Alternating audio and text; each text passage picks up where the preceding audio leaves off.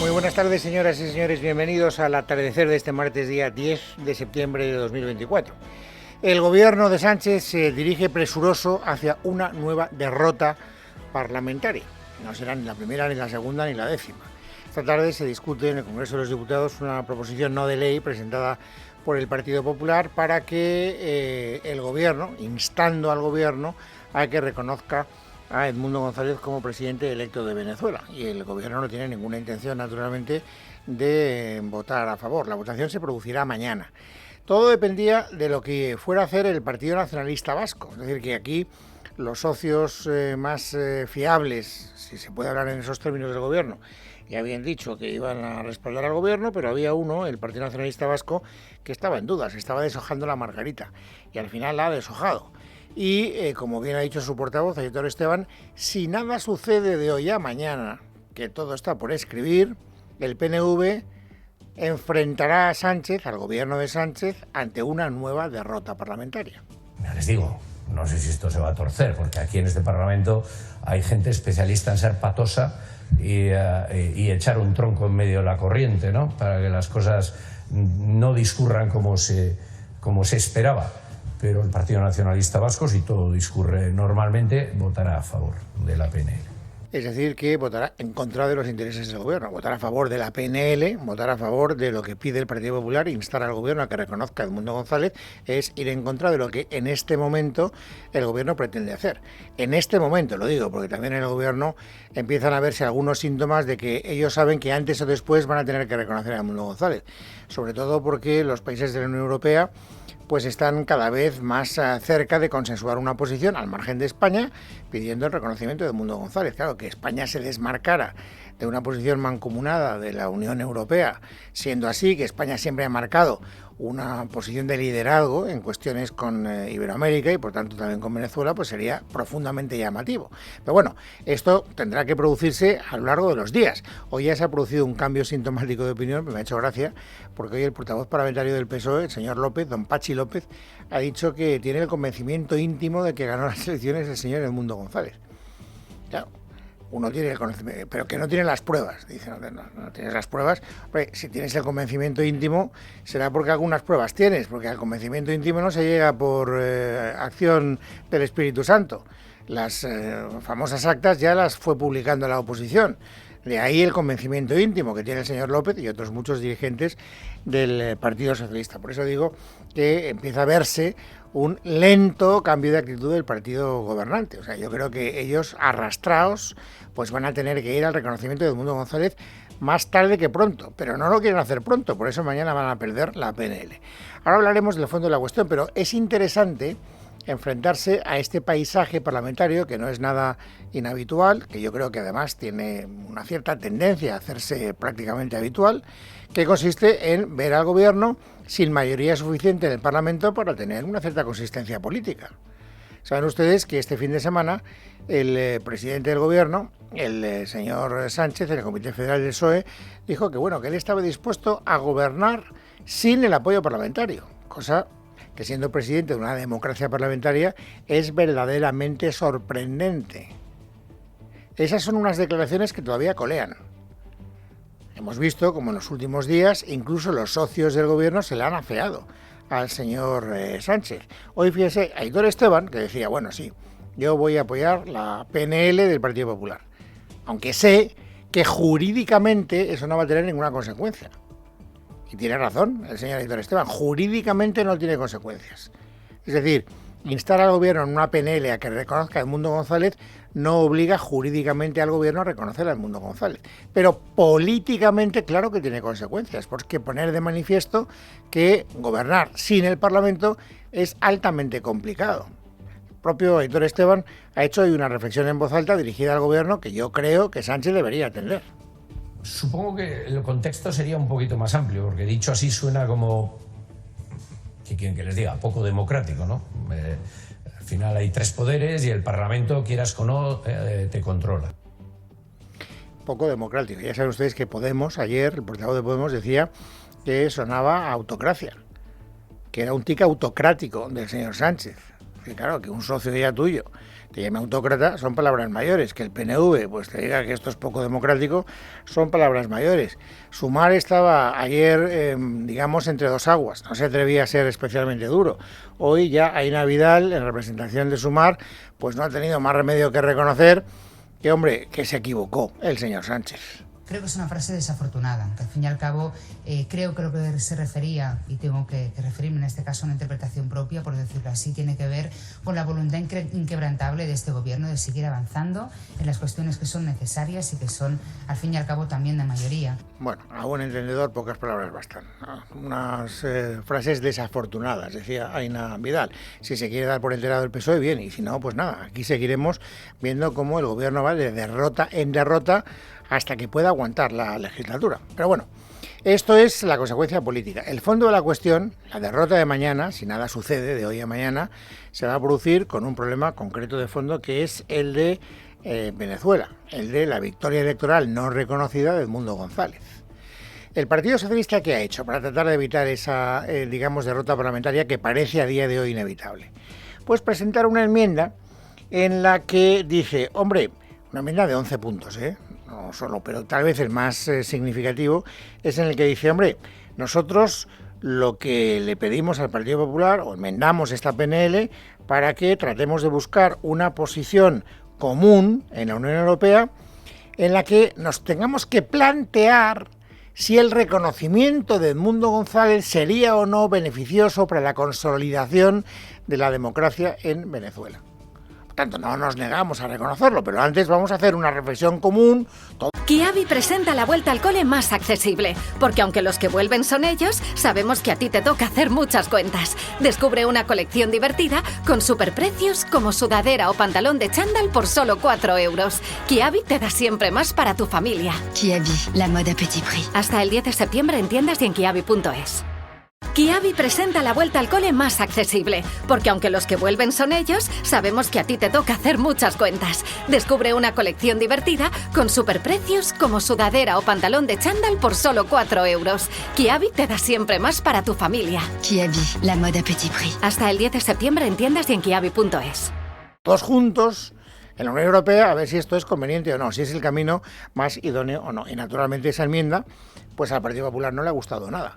Le ha gustado tan poco que el portavoz parlamentario del PP, el señor Tellado, ha dicho esto.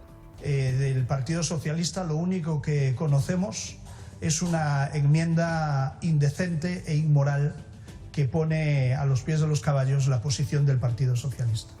Indecente e inmoral, decía el señor Tellado. Y claro, en cuanto lo ha oído, Pachi López ha empezado a echar humo por la boca. Y si no, escuchen. ¿Dónde está la indecencia de esta enmienda?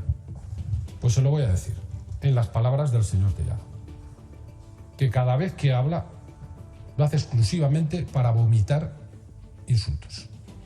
Es lamentable que el Partido Popular tenga un portavoz así, un portavoz que ha arrasado con la educación y con el respeto imprescindible en política. Así que ya ven que lo que está ocurriendo en Venezuela se ha convertido también en munición para lo que es la contienda política en nuestro país. Es verdad que también esto le está deparando problemas no solo en la Unión Europea, sino también en la propia Venezuela. Saben que Sánchez está en China y en China ha hecho declaraciones porque ha hablado off the record ante los periodistas que están cubriendo esa visita exterior del presidente del gobierno a la corte de Xi Jinping. Bueno, ¿y qué ha dicho en ese off the record? Ha dicho que el Partido Popular está utilizando esto de manera torticera, que el gobierno lo único que ha pretendido es prestarle una ayuda humanitaria a Edmundo González y que por lo tanto no es verdad que ellos hayan negociado con el gobierno del señor Maduro absolutamente nada.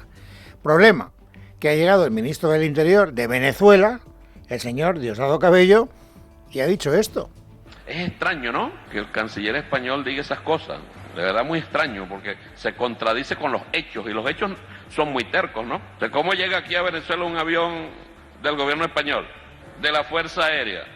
O sea, eso es que nos invadieron. No. Fue conversado, trabajado, si él no quiere usar el término negociado. Bueno, pues ya lo sabe usted. señor Sánchez y señor canciller del señor Sánchez, que es el señor Álvarez. Entonces no quieren hablar de negociación, pero ya no es el Partido Popular en España el que dice que claro que se negoció, es el propio gobierno venezolano el que dice que se negoció, lo acaban de escuchar. Esto por una parte, la primera en la frente. Luego hay otra cosa que está diciendo el Partido Popular y que conforme van pasando las horas, pues parece más evidente. El Partido Popular dijo, desde una de las pocas cosas que dijo que se entendieron desde el primer minuto, porque ya dije ayer y lo vuelvo a repetir hoy, que a mí me costó entender la posición del Partido Popular. Tuvieron que ir, digamos, sucediéndose declaraciones para que yo entendiera lo que querían decir. Así al principio me pareció un poco confuso. Pero de las pocas cosas que quedaron claras desde el principio es que el hecho de que Edmundo González hubiera recibido el asilo político que había solicitado por parte del Gobierno de España, a quien más beneficiaba era Maduro, decía el Partido Popular. ¿Eso es verdad o es mentira? Hombre, solo basta escuchar a Maduro para darse cuenta de que efectivamente está encantado. Al embajador González Urrutia, en Madrid, le digo, mi respeto a su decisión, todo mi respeto a la decisión que usted ha tomado. Yo le puedo decir al embajador González Urrutia, con el cual he confrontado duro después del 29 de julio, que he estado atento a todo esto y comprendo el paso que ha dado y lo respeto y espero que le vaya bien. Sí, y espero que no vuelva por aquí durante mucho tiempo, que le vaya bien, que le vaya bonito, y aquí un problema que me ha quitado el Gobierno de España de encima. Vuelvo a repetir que a mí me parece que el Gobierno de España no tenía más remedio que atender una solicitud que había pedido el propio Edmundo González, esto que quede claro.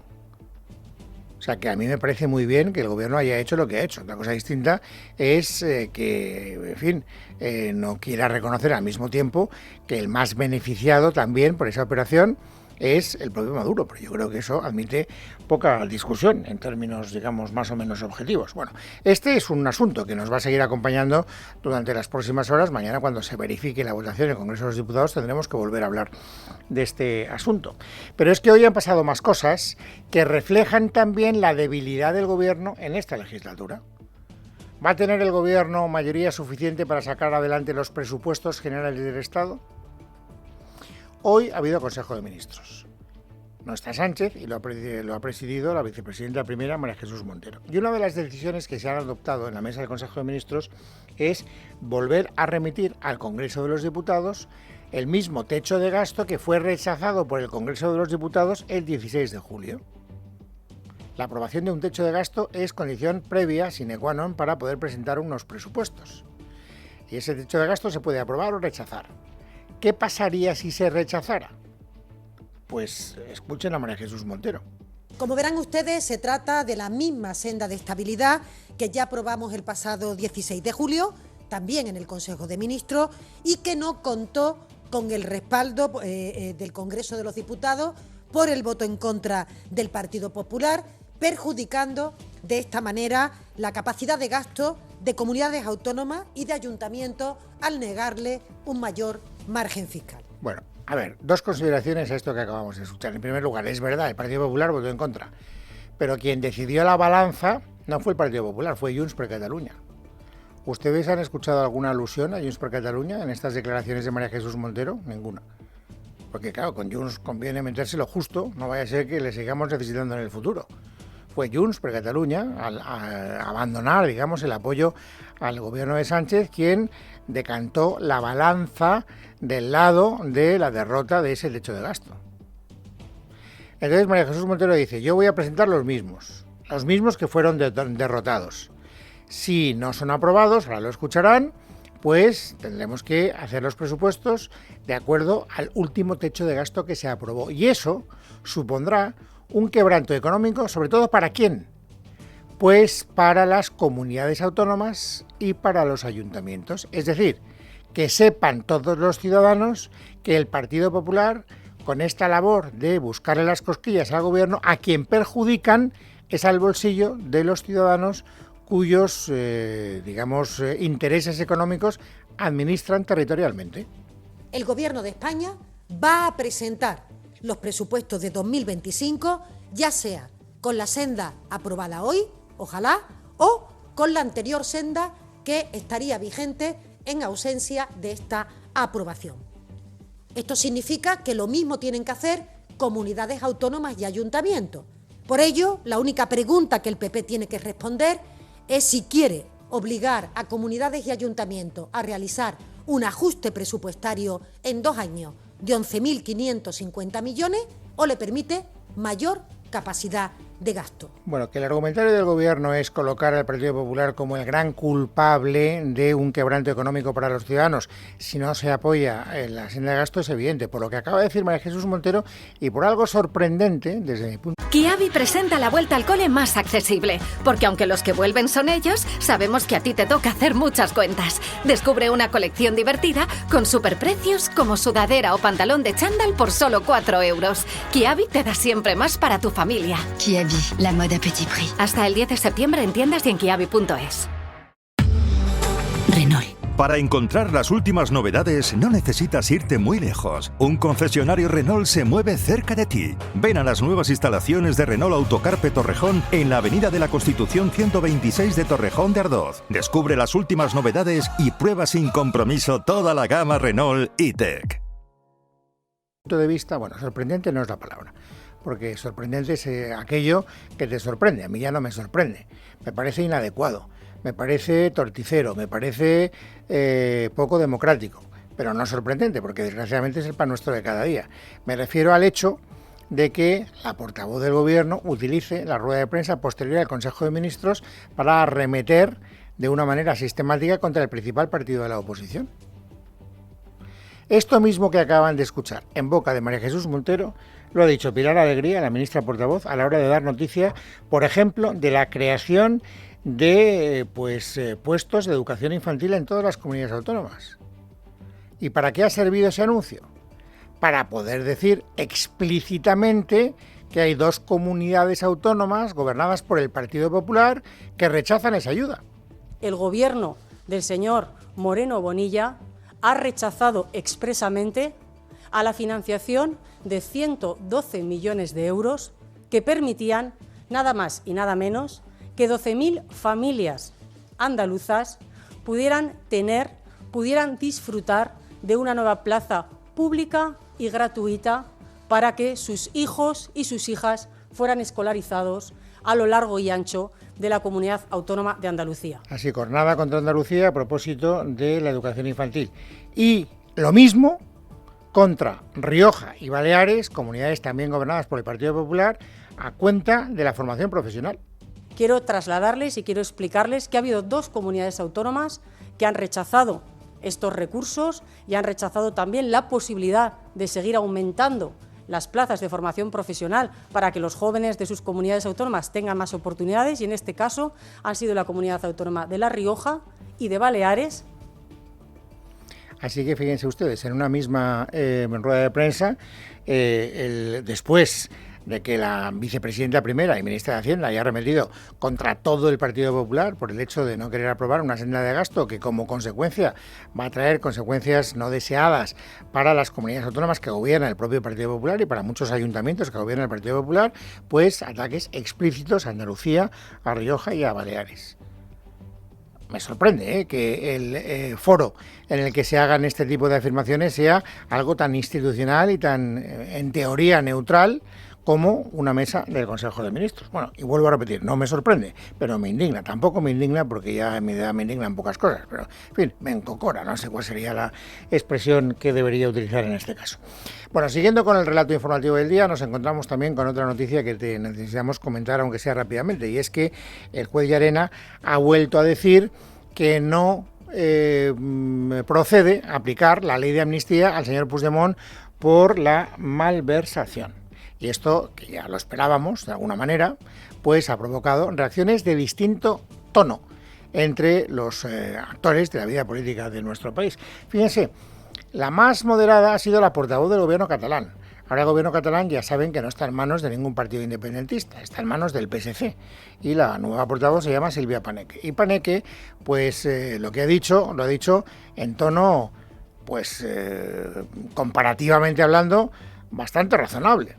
Pedimos que se aplique la ley de amnistía tal y como estaba prevista, como está prevista y ha emanado del Poder Legislativo y con una mayoría en el Congreso de los Diputados. Bueno, Por lo tanto, no hay ningún adjetivo descalificativo contra nadie. Piden eso, les parece que tienen derecho a pedirlo, otra cosa es que luego tengan la razón de fondo. Y eso no nos compete ni a la señora Paneque ni a nosotros decidirlo. Esa es una discusión que tendrá que dirimir en último término el Tribunal Constitucional, supongo. Pero les decía, esta declaración es bastante razonable en términos comparativos. ¿Comparándola con cuál? Pues con dos que se han producido hoy que son bastante más elevadas de tono. Por ejemplo, fíjense cómo Aina Vidal, que es portavoz de Sumar, socia del gobierno, habla de los jueces que se niegan a aplicar la ley de amnistía. Es evidente que hay no pocos jueces que están jugando con la propia jurisprudencia y que están jugando al fin y al cabo con la legalidad. La ley de amnistía es legal, es constitucional y sobre todo lo que es necesaria. Tiene narices, que una, digamos, portavoz de un partido tan decisivo, aritméticamente hablando, en el panorama político de nuestro país, como es Sumar, hable de no pocos jueces que están jugando con la legalidad. Me viene a la cabeza lo que dijo la nueva presidenta del Poder Judicial, del Consejo General del Poder Judicial y del Tribunal Supremo, cuando tomó posesión la semana pasada, instando a todos los partidos políticos que por favor dejaran de hablar en estos términos de los jueces. Pues ya ven ustedes el caso que les hacen los socios del gobierno a esos requerimientos que hizo la nueva presidenta del Tribunal Supremo. Y lo mismo cabe decir del PNV. PNV puede echarle una mano al Partido Popular en la votación de mañana del PNL, el reconocimiento de Edmundo González como presidente de Venezuela, pero a la hora de valorar esta decisión de Llarena, tampoco el señor Aitor Esteban se corta un pelo. Que hay algunos jueces que desde el primer momento, y fíjense que se le ha dado vueltas a esta ley en esta Cámara precisamente para evitarlo, porque ya se suponía, ¿no?, que había voluntad por parte de algunos jueces de no aplicar, ¿no? La voluntad de la mayoría de esta Cámara era que, y al aprobar la ley, y de las discusiones se deduce, que era aplicar una amnistía completa, ¿no? Sí, bueno, pero la voluntad puede ser constitucional o no.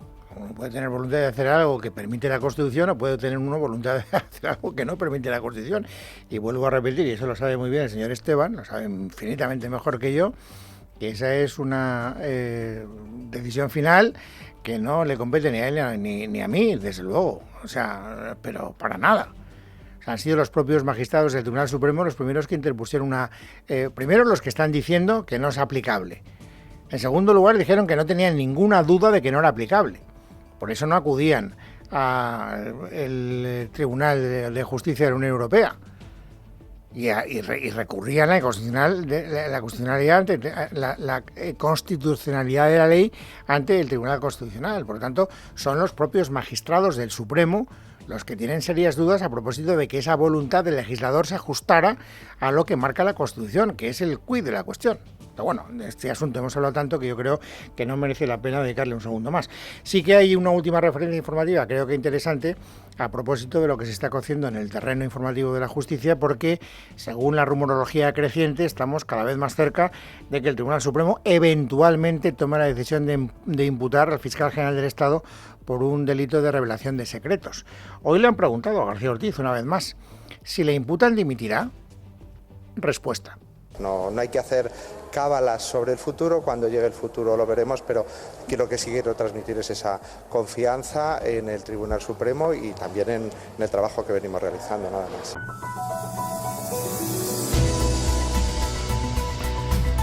Martes 10 de septiembre de 2024, vamos amigos ahora como cada día a completar el paisaje informativo sobresaliente de este martes. Ángeles Hernández, bienvenida, buenas tardes. Buenas tardes, Luis. El Partido Popular le ha exigido una comparecencia a Pedro Sánchez en el Pleno para tratar de manera urgente la crisis migratoria. Dicha comparecencia cuenta con el apoyo de Vox y el Grupo Mixto, así lo ha anunciado el portavoz del Partido Popular, Miguel Tellado, en rueda de prensa. Acabamos de celebrar la Junta de Portavoces y acabamos de aprobar por la mayoría la comparecencia del presidente del Gobierno para dar cuenta de la crisis migratoria que vive nuestro país. La propuesta es del Grupo Parlamentario Popular y ha salido adelante gracias al apoyo del Grupo Vox y del Grupo Mixto. Tampoco se ha quedado atrás Alberto Núñez Feijóo, que ha querido mostrar su descontento con el Gobierno y apoyo a las Islas Canarias. España en este momento es el país que peor está gestionando sus fronteras y Canarias y Ceuta son los lugares de España que más están sufriendo esta ausencia de gestión de política migratoria. Hoy mi mensaje es extremadamente claro: no vamos a dejar sola a Canarias. No vamos a dejar sola a Canarias, y Canarias no puede pagar la inexistencia de política migratoria del Gobierno central. También en la cuestión migratoria, la presidenta del Govern balear, Marga Proens, ha reclamado un refuerzo en el control de las fronteras y más medios para las fuerzas y cuerpos de seguridad. Lo ha hecho respondiendo a la pregunta de la diputada de Vox, Manuela Cañadas, en el Parlamento balear, al pedir explicaciones sobre las medidas ante la inmigración descontrolada. Proens ha lamentado la falta de actuación por parte del Gobierno central. Las Islas Baleares han llegado a su límite, especialmente en lo que hace referencia a la acogida de menores extranjeros. Este gobierno, usted lo sabe perfectamente, no tiene competencias en inmigración, sino que esta es una cuestión, y así lo ha reconocido también la Fiscalía de Menores, del Gobierno de España. Un Gobierno de España que desgraciadamente está de brazos cruzados, instalado en su total inacción y con un delegado de Gobierno que no es que se ponga de perfil, sino que se pone de espaldas delante de este problema. Por su parte, el presidente de la Junta de Andalucía, Juanma Moreno, ha pedido convocar una conferencia de presidentes autonómicos sobre inmigración. Macarena Domínguez, buenas tardes. La petición llega en plena crisis migratoria y menos de 24 horas después de que llegaran a Alcalá de Guadaira, en Sevilla, 85 refugiados de Mali. El presidente andaluz califica de caos y fracaso la política migratoria del gobierno, al que acusa de repartir a los inmigrantes ilegales como paquetes. Ante esta situación, Juanma Moreno apuesta por celebrar una conferencia de presidentes centrada en política migratoria, ya que a su juicio Interior no tiene capacidad de garantizar las fronteras, especialmente en Canarias y Ceuta. En esta misma línea, Moreno reprocha a Sánchez que no informe a las comunidades autónomas de los traslados, y es que la alcaldesa de Alcalá, la socialista Ana Isabel Jiménez, reconoció ayer que conoció la llegada de los refugiados a su ciudad por la prensa. Esta es la segunda conferencia de presidentes que solicita al jefe del Ejecutivo andaluz, que hace casi un año pidió esta misma reunión, pero para abordar la financiación autonómica. El encuentro aún no se ha celebrado. Sepan también que hoy hemos conocido un informe de la OCDE en el que se muestra que España duplica la media europea de adultos que no acabaron la educación secundaria. De hecho, el porcentaje está muy alejado de las medidas de la OCDE y de los países miembros. 1 de cada 4 jóvenes españoles entre los 25 y los 34 años solo tiene estudios básicos. Es cierto que en cuanto a la escolarización de primer ciclo infantil, secundaria y bachillerato han recuperado posiciones superando las medidas europeas. El Gobierno asegura que el último informe de la OCDE pone en relieve que España está cerrando la brecha que existe con sus socios europeos. Verónica Jorro. España lo hace muy bien en escolarización temprana, ha subido 10 puntos en una década en el 0 a 3 años, o en el número de alumnos que han ido a la universidad o a la FP superior, ha crecido 11 puntos hasta el 52%, más que el 44% de media de la Unión Europea, algo por lo que se felicita el secretario de Estado de Educación, Abelardo de la Rosa. Más de la mitad de los jóvenes entre 24 y 35 años tienen una titulación superior. Esto es muy importante. Esto nos sitúa por encima de la media de todos los países de la OCDE y de la media de los 25 países de la Unión Europea que pertenecen a la OCDE. Sin embargo, el principal problema que tiene España es el exceso de jóvenes poco formados.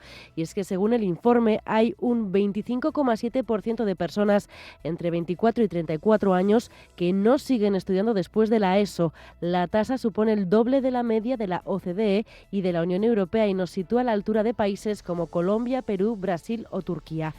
En relación al mismo tema, la portavoz del Gobierno, Pilar Alegría, ha anunciado una inversión de 162 millones de euros para FP y educación infantil en el Consejo de Ministros y advierte que incluye 112 millones de euros que Juanma Moreno rechazó. El Gobierno del señor Moreno Bonilla ha rechazado expresamente a la financiación de 112 millones de euros que permitían nada más y nada menos que 12.000 familias andaluzas pudieran disfrutar de una nueva plaza pública y gratuita para que sus hijos y sus hijas fueran escolarizados a lo largo y ancho de la Comunidad Autónoma de Andalucía. Por otra parte, la economista Soledad Núñez será la nueva subgobernadora del Banco de España, relevando a Margarita Delgado. Así lo ha aprobado el Consejo de Ministros a propuesta del gobernador José Luis Escrivá. Leticia Vaquero, buenas tardes. Buenas tardes, y lo hará durante los próximos 6 años. Soledad Núñez, de 67 años y de perfil socialista, es de Badajoz, como el ministro de Economía Carlos Cuerpo, y hasta ahora era miembro del Consejo de Gobierno del Banco de España. Licenciada en Ciencias Económicas en la Universidad Complutense de Madrid, también ha desempeñado labores vinculadas con la política, ya que fue la directora general de Política Económica entre 2004 y 2005, durante el mandato de José Luis Rodríguez Zapatero. Asimismo, ocupó el cargo de directora general del Tesoro hasta finales de 2011. El PSOE ya propuso a Núñez como subgobernadora del Banco de España en 2012, pero los populares, entonces en el Gobierno, lo rechazaron por su vinculación con el Ejecutivo anterior. Ahora, recordemos, no han querido participar en la elección de la subgobernadora tras el nombramiento político del exministro José Luis Escrivá para el cargo de gobernador. En cuanto a vivienda, Vox y Podemos cuestionarán este miércoles en el Pleno del Congreso a la ministra de Vivienda y Agenda Urbana, Isabel Rodríguez, debido a la crisis habitacional que enfrenta España ante el aumento del precio de la vivienda. Javier Sánchez Serna es el coordinador autonómico de Podemos. No ha cumplido una sola de las promesas que hizo sobre política de vivienda y que no ha hecho una sola medida que beneficie a las familias trabajadoras y que regule un poquito pues a los especuladores y a los fondos buitres. Al final hemos tenido muchos titulares, muchos anuncios por parte de este Gobierno, pero ninguna medida concreta para bajar alquileres, para regular pisos turísticos o para construir vivienda pública. Al contrario, hasta ahora lo que hemos visto es que el Partido Socialista se ha dado la mano del Partido Popular y de Vox para tumbar todas las propuestas que ha hecho Podemos sobre vivienda. En el panorama internacional, la misión tripulada Polaris Dawn de SpaceX ha despegado este martes con el objetivo de conseguir la primera caminata espacial de carácter privado. La compañía de Elon Musk también puede conseguir que la nave alcance la mayor altura en más de 50 años, 3 veces más que la distancia hasta la Estación Espacial Internacional. En casa de Herrero, Es Radio.